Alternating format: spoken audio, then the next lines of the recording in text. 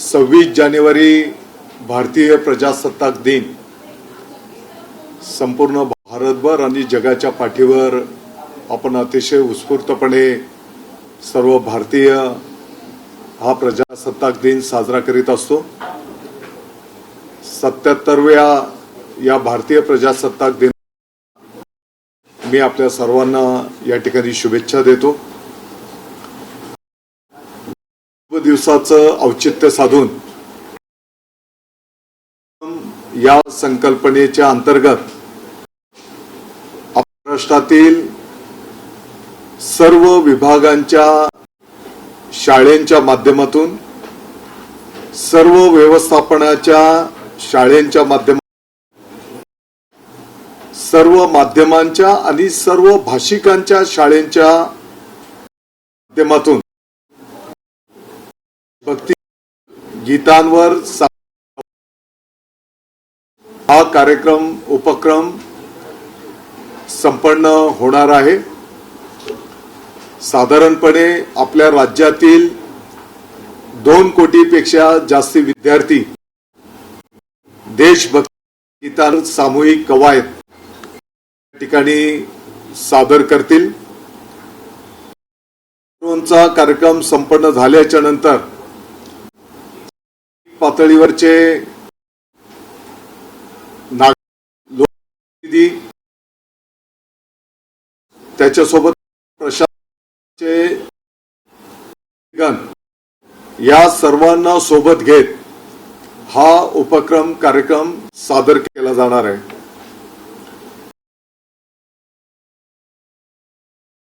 की त्यापासून शाळा पातळीवर प्रगतीपथावर आहे। या उपक्रमामुळे देशप्रेम राष्ट्रभक्ती वाढीस लागेल। विद्यार्थ्यांमध्ये आरोग्याची जागृती आणि शारीरिक दृष्टिकोन व्यायाम करण्यासाठी पण मिळणार आहे। आणि माहिती पूर्वी पण कवायत हा काही नवीन विषय नाही। शाळेमध्ये यापूर्वी पण कवायत सादर केली जायची। मध्यंतरीच्या काळामध्ये थोडंसं प्रमाण आपलं कमी झालं आणि म्हणून दर शनिवारी याचं बंधनकारक कवायत करण्यात आलेली आहे। आणि या 26 जानेवारी भारतीय प्रजासत्ताक दिनाच्या दिवशी शासकीय ध्वजारोहणचा कार्यक्रम संपन्न झाल्याच्या नंतर त्या ठिकाणी विद्यार्थी एकत्रितपणे ही कवायत त्यांच्या उपस्थितीमध्ये त्या ठिकाणी सादर करणार आहेत। आणि म्हणून या कार्यक्रम उपक्रमासाठी महाराष्ट्राच्या तमाम नागरिकांनी संस्थांनी सेवाभावी संस्थांनी सहकार्य करावं, या उपक्रमामध्ये सहभागी व्हावं ही विनंती आवाहन करण्यासाठी आपल्या माध्यमातून संपूर्ण राज्याला आम्ही विनंती करत आहोत।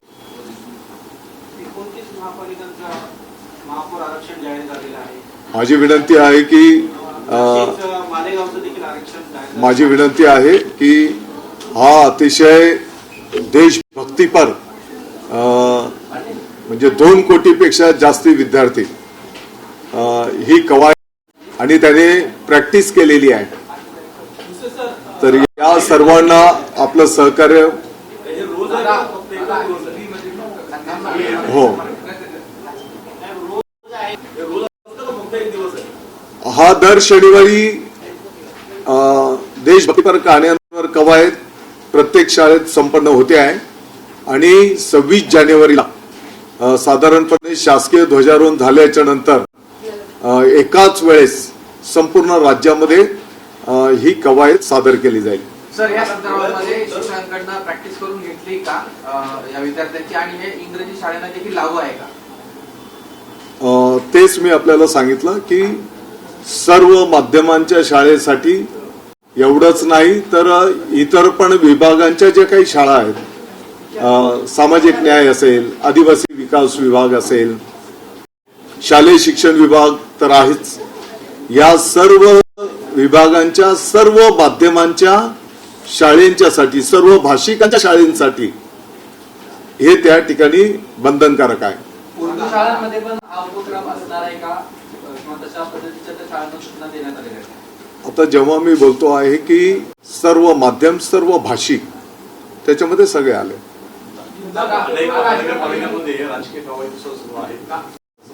नाशिक आणि मालेगाव दोन्ही ठिकाणी महिला आरक्षित झाले. हा विषय आणखी काही हा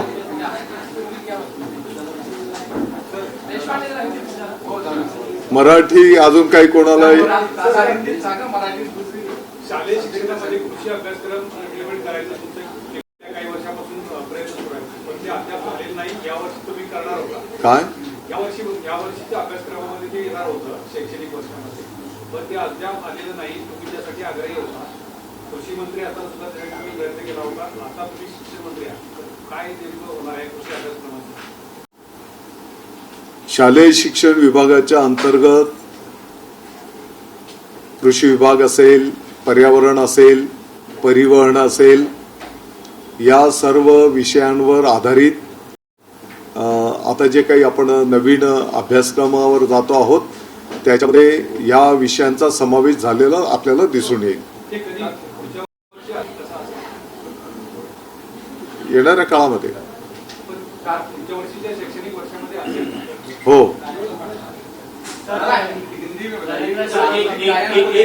तरीके से राज्य सरकार प्रयास कर रहा है, क्या है पूरा किस तरीके से इसको इम्प्लीमेंट होगा? राष्ट्र प्रथम इस संकल्पना पर आधारित 26 जनवरी जो हमारा भारतीय प्रजासत्ताक दिन है, पूरे महाराष्ट्र में सभी डिपार्टमेंट्स के माध्यम से, जैसे शालेय शिक्षण विभाग है, आदिवासी विभाग, न्याय विभाग, इनके माध्यम की जो भी स्कूलें हैं, सभी भाषिक स्कूलों में, सभी संस्थाओं की स्कूलों में, सभी सरकारी स्कूलों में देशभक्ति पर गानों के ऊपर सामूहिक कवायद, इसका संचालन किया जाएगा. शासकीय ध्वजारोहण कार्यक्रम संपन्न होने के बाद ये कवायद लोकल लेवल के नागरिकों को साथ में लेकर, प्रशासन को साथ में लेकर, सभी लोक प्रतिनिधियों को साथ में लेकर ये कवायद संपन्न होगी. लगभग 2 करोड़ से ज्यादा स्टूडेंट्स पूरे महाराष्ट्र भर में इसमें शामिल होंगे. मैं आपके माध्यम से सभी नागरिकों को, लोक प्रतिनिधियों को विनती आह्वान करता हूं, इसमें आप शामिल होइए. आपकी शुभेच्छा, आपके आशीर्वाद की जरूरत है. गवर्नमेंट निजी स्कूलों को लागू होगा? सभी माध्यम के स्कूलों को, सभी भाषिक के स्कूलों को भी ये लागू होगा. दादा, सामूहिक गायन की बात आपने कही, लेकिन सरकार के भीतर 2 पार्टियां हैं जो बीएमसी में, वो सामूहिक तरीके से मेयर देशभक्ति पर गाने, हाँ, मेयर बनाने, कोई भी पक्ष होगा, पार्टी होगी, लेकिन आखिरी में हमारा नेशन फर्स्ट, राष्ट्र प्रथम है. सर, नरेंद्र जाधव समितीचा अहवाल आपल्याला प्राप्त झाला का आणि त्याच्यावर काही चर्चा झाली का? त्या समितीला मुदतवाढ देण्यात आलेली आहे. अद्याप तो अहवाल प्राप्त नाही. 5 जानेवारी 1 महिन्याची मुदतवाढ दिलेली आहे.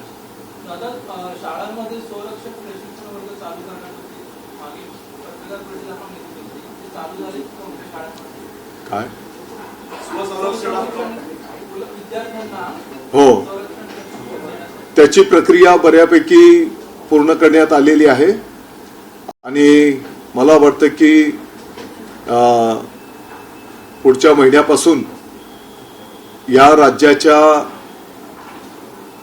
विद्यार्थिनींना सेल्फ डिफेन्स याचं प्रशिक्षण त्या ठिकाणी दिलं जाणार आहे. याच्यासाठी काही विद्यार्थिनी महिला यांना प्रशिक्षण दिलं जाईल आणि त्यांच्या माध्यमातून प्रत्येक शाळेच्या विद्यार्थिनींना सेल्फ डिफेन्सचं प्रशिक्षण दिलं जाईल. त्याच्यासोबतच राज्याच्या माजी सैनिकांच्या सहकार्याने त्यांच्या माध्यमातून विद्यार्थ्यांना सैनिकी प्रशिक्षण अगदी मग बेसिक सावधान विश्रामच्या पासून तर त्यांच्या कवायती संचलन परेड याचंही शिस्तीचं प्रशिक्षण त्या ठिकाणी दिलं जाईल. आणि विद्यार्थ्यांनी उद्याचा तो आपल्याला भारताचा नागरिक घडवायचा आहे या दृष्टिकोनातून त्यांना चांगलं प्रबोधन अनेक प्रबोधनकारांच्या माध्यमातून पण त्यांचं प्रबोधन केलं जाणार आहे. दादा आपल्याला चांगला नागरिक घडवायचा आहे, पण महापौर पण घडवायचा आहे मुंबई महापालिकेचा आणि चांगला आलेली आहे. मी- अनेक जणांनी आक्षेप घेतलेला आहे. मी फार लहान त्यांनी आक्षेप घेतलेला आहे. एकनाथ शिंदे गटाचे तुमच्याकडे की काय त्याची मागणी शिवसेनेची काय म्हणण्यात या बघा मला ह्या विषयाची काही माहिती नाही. मला वाटतं की तुम्हीच तिकडे होते आणि तुमची वाट पाहत मी इकडे बसलो होतो. एक मुद्दा असा आहे, गेल्या 2 वर्षापासून तुमच्या डिपार्टमेंटने एक GR काढलेला होता की MMR झोन किंवा शहरामध्ये जे शाळा असतात 1ली ते 8वी पर्यंत वेळ 9:30 नंतर करायची. सेक्रेटरी साहेब इथे बसलेले आहेत. 1 वर्षापूर्वी पण मी तुम्हाला हा मुद्दा उच्च केला होता. अद्यापपर्यंत प्रायव्हेट शाळेने ती वेळ बदललेली नाहीये. मग आता याला नेमकं जबाबदार कोण आहे? शाळा तुमचं ऐकत नाही की तुमचे अधिकारी तुमचं ऐकत नाही? वेळेच्या संदर्भामध्ये स्थानिक पातळीवरचे अधिकार देण्यात आलेले आहेत. उदाहरणार्थ समजा थंडीचा कालावधी आहे आणि त्या उदाहरण सांगतो मी, तर त्या कालावधीमध्ये जर विद्यार्थी पालक तिथल्या ज्या काही समित्या आहेत आपल्या आणि व्यवस्थापन यांनी जर सामूहिक पद्धतीने निर्णय केला, विद्यार्थ्यांच्या हितासाठी जी काही गोष्ट असेल त्याप्रमाणे जर निर्णय केला तर त्याच्यामध्ये आम्हाला काही अडचण नाही. काही ठिकाणी एकाच शाळेच्या इमारतीमध्ये 2 शिफ्टमध्ये पण शाळा असतात आणि म्हणून या सर्व गोष्टींचा विचार करून त्या स्थानिक पातळीवर त्यांना जे हिताचं असेल विद्यार्थ्यांच्या ते निर्णय ते करू शकतात. शासकीय शाळा गव्हर्नमेंटच्या मालकीच्या ज्या शाळा आहेत तिथे कुठेही 2 शिफ्टमध्ये शाळा चालत नाही. हा सर्वजित चोचलेपणा जो आहे प्रायव्हेट शाळेचा सरकार का त्यांना पुरवतोय? एक तर फी मोठ्या प्रमाणात घेतली जाते. ते म्हणताय की आम्ही एका इमारतीमध्ये 2 शिफ्टमध्ये शाळा चालवतोय. त्याचा अल्टिमेट त्रास मुलांना होतोच ना. 1ली 2रीच्या मुलांना जर समजा 6:30 वाजता बसमध्ये बसावं लागत असेल तर त्यांच्या मानसिकतेवर त्यांच्या आरोग्यावर विपरीत परिणाम होत नाही का? आणि जर होत नसेल तर मग शासनाने असा GR का काढला होता? अशा पर्टिक्युलर कोणत्या शाळेच्या संदर्भातल्या त्या पालकांची जर काही सूचना आली तर आम्ही त्या व्यवस्थापनाला करू. शेवटी विद्यार्थ्यांच्या हितासाठी जे काही करावं लागेल ते करू.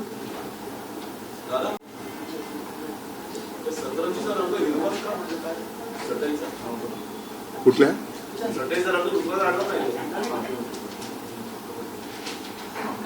अंतराळी चटई जी आहे ती हिरवा घेतली का असं कुठली अंतराळी चटई कार्यक्रमासाठी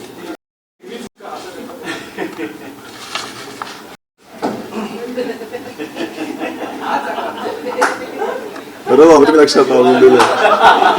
कुठे कुठे फार आवडीच आहे. नाशिकमध्ये नाही वाटतं.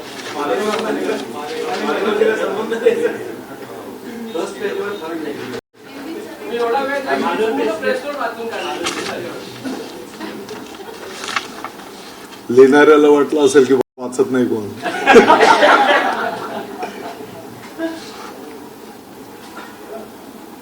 दादा आपल्या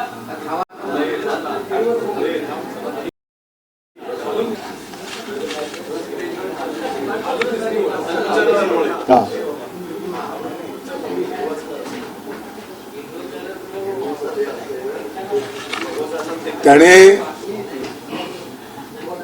त्याने ते पांढरे हिरवे म्हणजे एक जसं आपण आपल्या देशाचा फ्लॅग तसं वातावरण निर्मिती होईल अशी त्याच्या पाठीमागची भावना आहे. त्याची पांढरा पण म्हटलेलं आहे. तुम्ही पांढऱ्याकडे नाही पाहत. खुशी साहेब, एक वेगळा विषय होता सीबीएसईला. देशभक्तीपर वातावरण असेल असं त्या हिशोबाने त्याने हे केलं. तर एक सीबीएसईला धरून एक वेगळा विषय सेक्रेटरी साहेब आहे. सीबीएसईच्या नियमामध्ये पहिली ते 8वी पर्यंत राज्य सरकारचं पूर्णपणे नियंत्रण त्यात दिलेलं आहे. पण आता त्याच्यात काय होतंय की सीबीएसईच्या ज्या शाळा आहेत, ज्या मोठ्या आहेत शाळा ज्या सीबीएसईवर चालवतात, त्याच्यामध्ये स्टेट गव्हर्नमेंटचं आवश्यक तेवढं कंट्रोल नाहीये असं दिसतं. त्याचं कारण असं आहे, दरवर्षी ते त्यांचे पाठ्यपुस्तकं चेंज करत असतात आणि त्याचा अल्टिमेट जो ताण आहे तो पालकांवरती येतो. तर याच्या संदर्भामध्ये गव्हर्नमेंट काही पाऊल उचलेल का? कारण प्रत्येक शाळा आपापल्या पद्धतीने अभ्यासक्रम तयार करते. चेंज करत नाही. नवीन एज्युकेशन पॉलिसी प्रमाणे दरवर्षी काही काही पुस्तक नवीन असतात. जसं आपण तुम्ही सांगितलं ते योग्यच आहे. तुम्ही सांगितलं सीबीएसई मध्ये दरवर्षी असा काही पुस्तक चेंज होतात तसा नाही. सीबीएसई जे एनसीईआरटीने जे पुस्तक तयार केलेले आहे, संस्था तयार करतात पहिली ते 7वी, 8वी ते 10वी जो सीबीएसई बोर्ड आहे ते बोर्ड देतं, जसं आपलं एसएससी बोर्ड देतं. पण पहिले ते 7वी जे कंट्रोल 7.8 मध्ये जो आपला कंट्रोल आहे स्टेट गव्हर्नमेंटचा, ते तो कंट्रोल त्या अधिकाराचा वापर स्टेट गव्हर्नमेंट करत नाहीये असं मी आपल्याला सांगतो. नाही तेच प्रत्येक जेवढे सीबीएसई एफिलिएटेड शाळा आहे त्यांनी एनसीईआरटीची पुस्तक वापरली पाहिजे आणि ते एनसीईआरटी पहिलीपासून 12वी पर्यंत सगळी पुस्तक काढतात आणि त्याप्रमाणे ते वापरतात. काय करतात, बहुतांश शाळेत असं मी तुम्हाला नावं सांगेन, काही 8-10 शाळेचे दरवर्षी त्यांच्या पाठ्यपुस्तकात 2-2, 3-3 असे विषय चेंज करतात, त्यामुळे पुस्तक चेंज होऊन जातं. तो पालकांवरती ताण येतो. नाही पर्टिक्युलर असं लक्षात आणून दिलं तर त्यांना आपण हे करू. आणि या संदर्भामध्ये पण काही नियम कायदे आपण प्रारूप त्याचं प्रोसेसमध्ये आहे. येणाऱ्या काळामध्ये ते पण आपल्याला दिसेल. येणाऱ्या शैक्षणिक काळापासून शैक्षणिक वर्षापासून होऊ शकतंय. शहरी शाळा आहेत, ग्रामीण आहेत, मैदान उपलब्ध नाही. मग ते संचालन कार्यक्रम कसे होणार, त्यासाठी वेगळा निधी दिला जाईल. त्या संदर्भात शिक्षण नाही या संदर्भामध्ये समजा ध्वजारोहणाचा शासकीय कार्यक्रम होतोच आपला, प्रत्येक शाळेमध्ये असाही कार्यक्रम होतोच, बरोबर. समजा ऐका ना समजा एखादं गाव आहे, त्या गावामध्ये 2 शाळा असतील तर आणि त्या गावाचं एखादं मैदान असेल तर दोन्ही शाळा एकत्रितपणे येऊन करतील आणि पूर्ण गाव त्या कार्यक्रमाला शुभेच्छा आशीर्वाद द्यायला उपस्थित राहील. मुलांनी काही महिन्यांपासून याची प्रॅक्टिस केलेली आहे आणि देशभक्तीपर गाण्यांवर कवायत आहे. एक छान मेसेज याच्यातनं जाणार आहे. त्या संदर्भात एखादं गीत फिक्स केलंय, तो व्हिडिओ फिक्स केलेला आहे का शालेय शिक्षण विभागाकडे? आम्ही काही नमुने तयार करून दिले आहेत, तरी पण स्थानिक पातळीवर आता याच्यासाठी पण एक टीम आपण तयार केली होती. शेवटी त्या ज्या शारीरिक हालचाली आहेत त्या विद्यार्थ्याच्या संपूर्ण शरीराचा व्यायाम पण कसा होईल हे त्या तज्ज्ञांकडनं आपण डिझाईन करून घेतलं आणि साधारणपणे त्या हालचालींवर ते गाणे पण लयबद्ध कसे होतील असं ते पण आपण डिझाईन करून घेतलं. तत्राप कोणाला वाटलं की स्थानिक पातळीवर, परंतु देशभक्तीपर गाणी हा त्याचा निकष आहे. साधारण किती मिनिटाचा हा 14 मिनिटांचा एक साधारणतः 14 ते 15 मिनिटांची ही कवायत आहे. रोज असणार आहे. व्हिडिओ रोज असेल का? रोज असणार आहे का? दर शनिवारी आहे आता आणि 26 जानेवारीला एकाच वेळेस संपूर्ण राज्यामध्ये ते सादर केलं जाईल. जे काही रेकॉर्ड करण्याचा मानस आहे केजरीवाल शाळांमध्ये मानस वगैरे नाही, परंतु आता इतके विद्यार्थी करतील 2 कोटीच्या वरती विद्यार्थी सहभाग आताच्या घडीला आम्हाला अपेक्षित आहेत. म्हणजे ते गिनीज वर्ल्ड रेकॉर्डमध्ये नोंद होईल. झालं तर तुमच्या शुभेच्छा. केलेल्या बाबत राज्य सरकारने आपली काही भूमिका केंद्राकडे कळवली आहे का? निश्चितपणे या संदर्भामध्ये केंद्र शासनाशी आम्ही संपर्कात आहोत. इतर राज्यांनी काय स्टँड्स घेतलेले आहेत ते पण आम्ही तिकडे संपर्कात आहोत. म्हटलं काही डिपार्टमेंटनी ऑलरेडी ते डीईटी सक्ती लागू केली आहे, जसं ट्रायबल डेव्हलपमेंट वगैरे. त्यांनी म्हटलं की डीईटी करावीच लागेल इन सर्व्हिस. आता ते माननीय सर्वोच्च न्यायालयाचे निर्णय